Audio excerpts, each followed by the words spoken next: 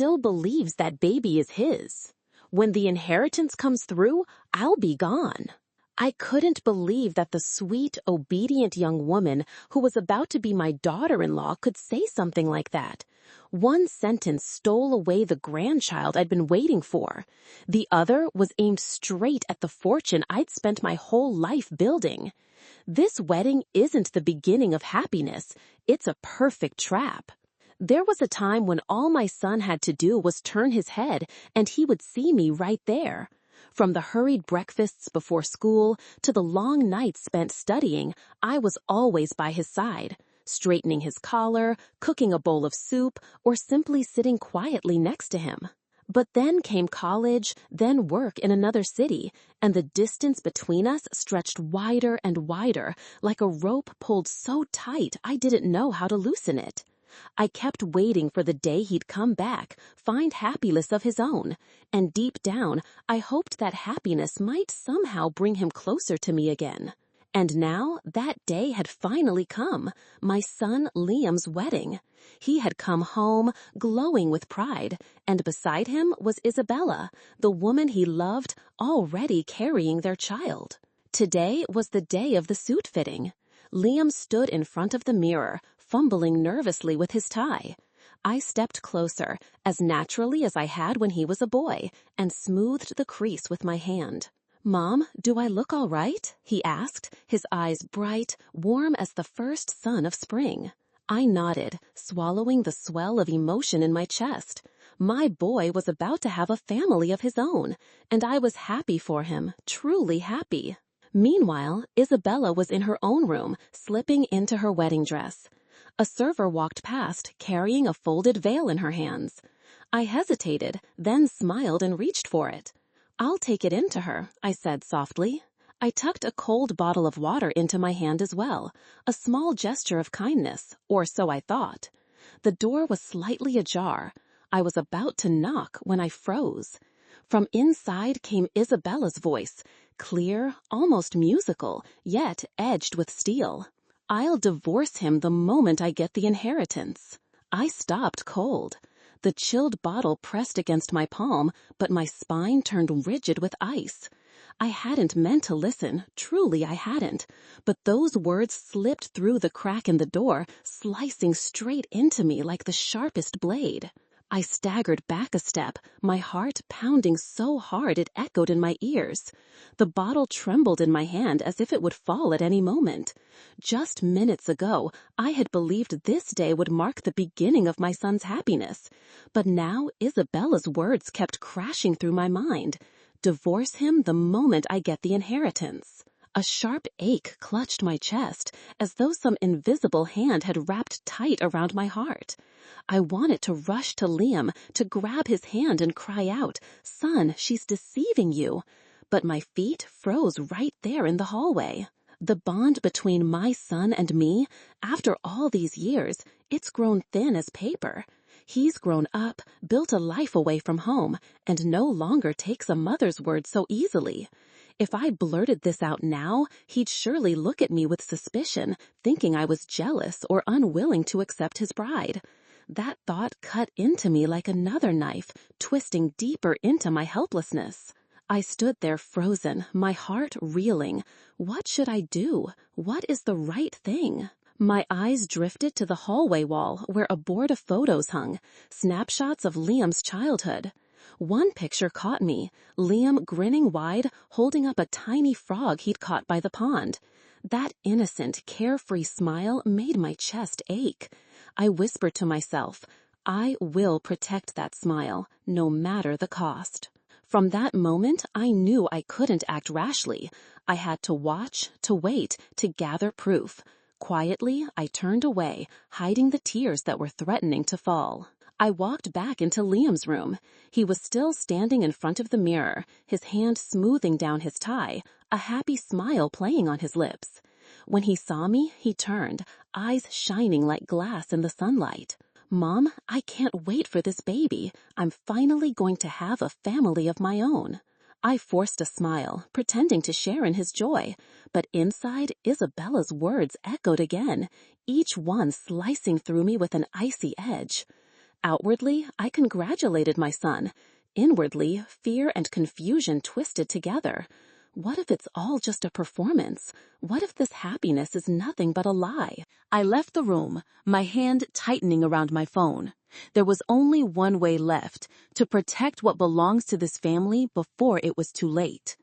I dialed Catherine Bishop, our family lawyer, the one who had helped me handle every detail of the inheritance and the Drockton Trust. The phone rang and rang, no answer. I tried again, still nothing. A third time, only the cold, endless ringing in my ear. I drew a deep breath, forcing myself to stay calm, and left a message. Hello, Catherine. I need you to put a stop to the Drockton Trust transfer. All of it. Do not process anything involving Isabella Rossi.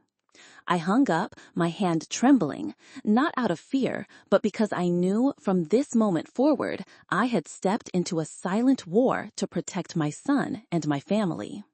The next day, at a small family lunch, Isabella sat beside Liam, one hand resting gently on her belly, the other lifting a glass of water. Everyone fussed over her, asking questions about the baby. She answered smoothly, her voice so sweet that every head around the table nodded with approval. Then someone asked casually, "Have you two thought of a name for the baby yet?" Isabella smiled, her eyes flicking toward Liam.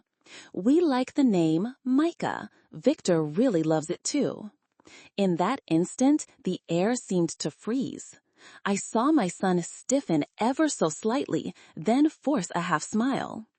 "You mean I like it, right?" he said with a small laugh. Isabella blinked quickly, rushing to cover herself. "Oh, yes, that's what I meant. Just a slip of the tongue. Must be the baby brain talking." Everyone laughed it off, brushing past the moment like it was nothing. But not me. That name, Victor, stuck in my mind like a sharp thorn. When the small gathering ended and the guests drifted out, Liam stayed behind to help tidy up. Isabella, claiming she was tired, went upstairs early. I was carrying cups into the kitchen when I noticed her phone left behind on the table. The screen lit up, buzzing insistently. V. Thorne, missed call. Once, then twice, then a third time. I froze. My hand didn't dare touch it. Instead, I quietly slipped out my own phone and snapped a picture of the screen. Then I set everything back exactly as it had been, as though no one had passed by at all.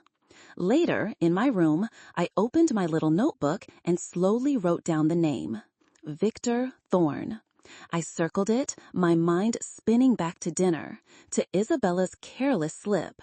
Victor really loves that name. That could not be a coincidence. I dug out the folder Isabella had handed me the week before, what she'd called documents to prepare for the baby. The language was polished, charming even, but the more I read, the colder I felt. Clauses about property, inheritance, and shared assets. If signed, every cent in the trust would become joint property. I hadn't signed. Instead, I slid all of it into a thick envelope, locked it away in my desk drawer, and hid the key inside an old jewelry box. Later that night, I opened my computer and sent an email to Chloe, an old friend from my nursing days, now working at a law firm in Baton Rouge. I kept it brief. "Chloe, I need information on Isabella Rossi. Anything you can find, as soon as possible." The reply came at 2:40 a.m. I found records showing she's had 2 marriages. One collapsed after 9 months. Her ex-husband went bankrupt right after. The second ended in a bitter divorce, and Isabella walked away with the apartment. No notes about children or steady employment. I've attached the full files. I read the message again and again, my hand turning cold as ice. What I had only sensed before now stood before me, clear as day. The next day, it was just the 3 of us at the table. I'd made a simple pot of soup with a side of stir-fried vegetables. At first, the mood was calm. Liam chatted about work while Isabella sat beside him, one hand resting on her belly, smiling gently, the picture of a sweet wife, a young mother-to-be. Then Isabella set her chopsticks down, her voice soft but edged with steel. Mother, have you finished looking over the papers I gave you? I think signing early would make things smoother later on, especially for the baby. I looked up, forced a smile, and shook my head. I haven't signed yet. For just a flicker of a moment, Isabella's expression faltered. I caught the flash of irritation in her eyes before she quickly masked it with a thin smile. Oh, of course. I only meant that it'd be best to have everything settled before the baby arrives. Mom, this is an important step. Signing is just a formality. My chest tightened. My boy, the one who had always trusted me most, was now, without realizing it, taking someone else's side. The sting of it burned, but I swallowed the pain. If I argued now, it would only push him further away. I slowly set my bowl down and kept my voice even. I understand, but I think it would be wiser to wait until after the wedding. Let's get through the celebration first, and then we can take care of the details with a clear head. Timing matters in everything. Liam frowned slightly, ready to say more, but Isabella quickly cut in, laughing lightly. Oh, well, after the wedding is fine. I guess I'm just a little impatient. The meal settled back into small talk, with Liam steering the conversation toward music choices for the reception. But I couldn't let it go. Inside, Isabella's words still pulled at me like a hooked chain, dragging me down. She was rushing because she was afraid the truth might surface. That night, when the house was quiet and everyone asleep, I quietly opened a drawer and took out a tiny voice recorder, an old gift from a former colleague. I sat for hours weighing the decision, then finally knew. It was time to hear the truth straight from Isabella's own mouth. No more relying on instinct. The next morning, Isabella was busy with her bridesmaids in the bridal suite. I'd stopped by early under the pretense of checking the fresh flowers in the room. The small recorder was already tucked beneath the cushion of the armchair. One careless moment of sitting down, and every word in that room would be captured. By noon, I was back home, doors shut tight, sitting at my old wooden desk as I pressed play. I heard the click of heels on the floor, the swish of silk dresses, and then Isabella's voice, gentle yet edged with venom. He still believes the baby is his. Aren't I clever? A ripple of giggles followed, then a man's low voice came faintly through a phone speaker. Isabella's next words chilled me to the bone. Once the inheritance is transferred, I'll leave. That money should have been mine long ago. I sat frozen, listening to every breath she uttered. Each word cut like a blade, but at the same time, it clarified everything. This was no longer suspicion. This was truth. I saved the file, copied it to a USB drive, marked it with the wedding date, and slipped it into the smallest pocket of my clutch. The next day, as the sound technician prepared the system in the hall, I approached quietly. A young man, headphones still around his neck, was busy adjusting the microphones. I held out the USB with a small smile. I have a little surprise gift for my son and his bride-to-be. Consider it my blessing to them. The moment the officiant speaks, you play this track right away. No introduction, no lowering the volume. Just let it play in full. He hesitated, eyes searching my face. I drew a check from my wallet and placed it gently in his hand. Think of it as a bit of good luck for the wedding day. I trust you'll help me keep this surprise safe. I held his gaze, steady and unblinking. At last, he nodded, slid the USB into his computer, and added the file to the playlist. That afternoon, the garden bloomed with flowers as guests gathered under the shade. Cheerful music floated through the air. Laughter mingled with the clinking of glasses. I sat in the third row, my fingers brushing the bracelet on my wrist, drawing in a deep breath. Isabella appeared in her white gown, walking beneath the floral arch, her radiant smile shining as though the world itself belonged to her. Liam's eyes followed her, filled with trust, his happiness glowing just like when he was a boy holding up that little frog in his tiny hand. The officiant began to speak. We are gathered here today to witness the union. My hands tightened, my chest pounded. A faint crackle came from the speakers, like someone clearing their throat. Then her voice, so familiar, boomed across the garden. He still believes the baby is his. Aren't I clever? Once the inheritance is transferred, I'll leave. That money should have been mine long ago. The sound ripped through the wedding like a blade. Gasps broke out among the guests. Some covered their mouths, others clutched their chests. Liam froze, the smile on his face collapsing. Isabella stopped dead in the aisle, her bouquet slipping from her hands. When the recording ended, silence swallowed the garden. Whispers began to ripple, every eye turning toward Isabella. She stood frozen, eyes wide, her face drained of color. Then, in a flash, she lifted her chin and blurted out, "That's not me. It's doctored. It was her." Her gaze cut straight to me, sharp enough to pierce through flesh. Her voice shrieked, trembling with rage and fear. "You framed me, didn't you? You're jealous because I took your son, left you a lonely old woman. You hate me, so you made all this up." She spun back to Liam, clutching his hand, her voice softening into a sob, broken and pleading. "Honey, you know me. This is all your mother's doing, her way of tearing us apart. I didn't do anything. You believe me, don't you?" But Liam stood frozen. His face had gone pale, his eyes wide and empty. His lips parted, as if to speak, but no words came out. Then he turned, stumbling backward before breaking into a run. His heavy, uneven steps carried him straight to the dressing room behind the hall. The door slammed shut, locked tight. Isabella panicked, rushing after him, her heels pounding against the floor. She pounded on the door, screaming, sobbing. "It's not me! Open the door, Liam! I swear I didn't! You have to believe me!" But inside, there was nothing, only silence. Her cries echoed down the hallway, desperate and raw, like someone watching her dreams slip through her fingers. The commotion grew louder. Some guests turned their faces away, embarrassed, while others leaned in to whisper. 2 security guards approached, their voices firm. "Ma'am, we need you to leave this area. You're disturbing the ceremony." Isabella broke down completely, her sobs turning into screams.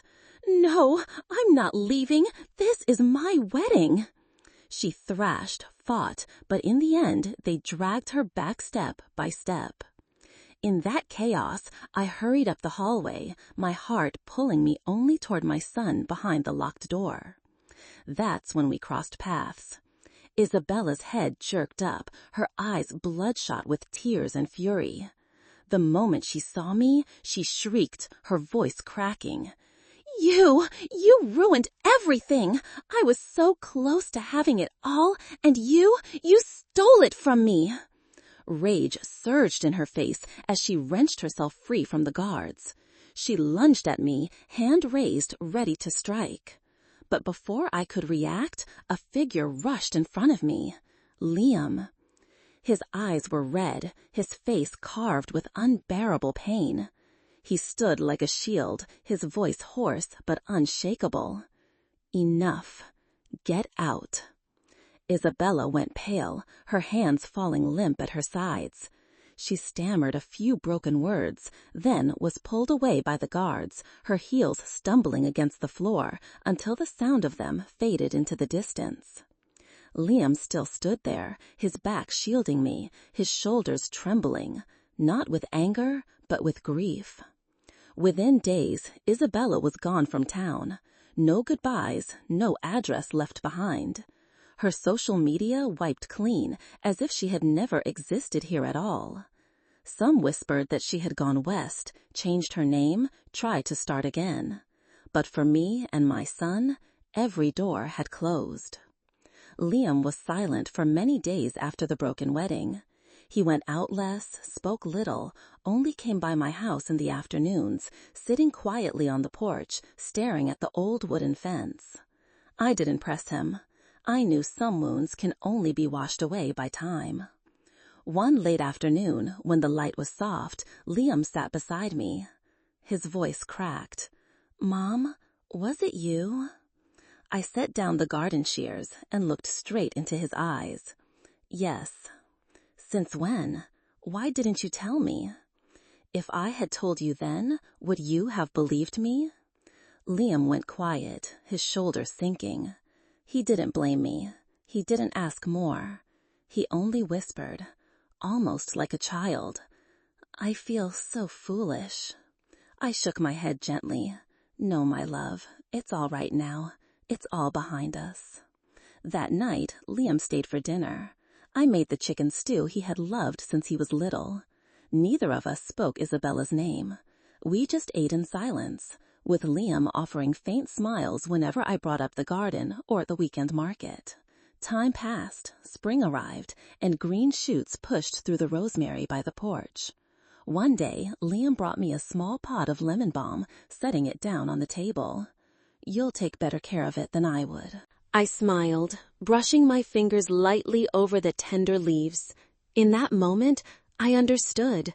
The distance that had once stretched between my son and me had finally closed, sealed by a painful truth, but a necessary one.